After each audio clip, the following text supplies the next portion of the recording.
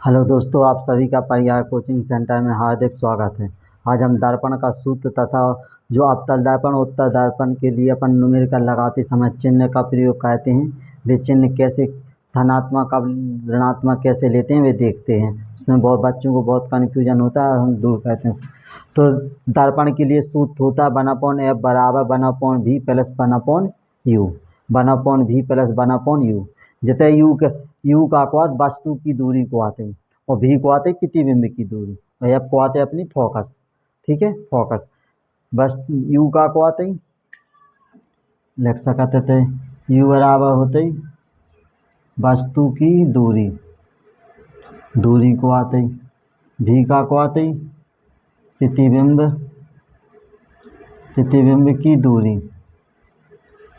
दूरी और एफ को आते अपना फोकस दूरी, फोकस। ठीक है, फोकस दूरी कहलाती है।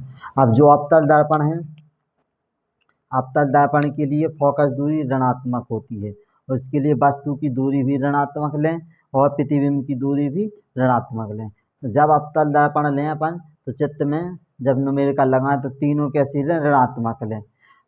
और अवतल दर्पण में फोकस दूरी धनात्मक लें, वस्तु की दूरी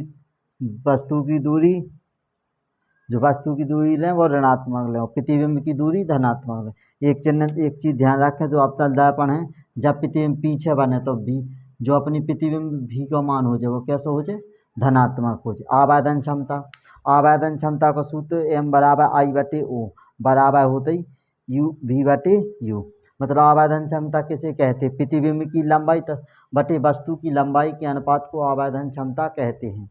काय की लंबाई, बस प्रतिबिंब की लंबाई बटे वस्तु की लंबाई के अनुपात को आवेदन क्षमता कहते हैं, या प्रतिबिंब की दूरी बटे वस्तु की दूरी के अनुपात को आवेदन क्षमता कहते हैं। अब आवेदन क्षमता धनात्मक भी होती है और ऋणात्मक होती है। जब आवेदन क्षमता धनात्मक है तो यह बताए कि प्रतिबिंब कैसे बनो, सीधो बनो है आभासी बनो, सीधा तथा आभासी प्रतिबिंब बना है। और अगर आवेदन क्षमता अपनी ऋणात्मक है तो उल्टो बनो है वास्तविक बनो, कैसे बनो, उल्टो बनो है वास्तविक बनो। अब समतल दर्पण द्वारा जब भी प्रतिबिंब बने उसकी आवेदन क्षमता +1 होती है। समतल दर्पण में आवेदन क्षमता +1 होती है। जय हिंद, जय भारत।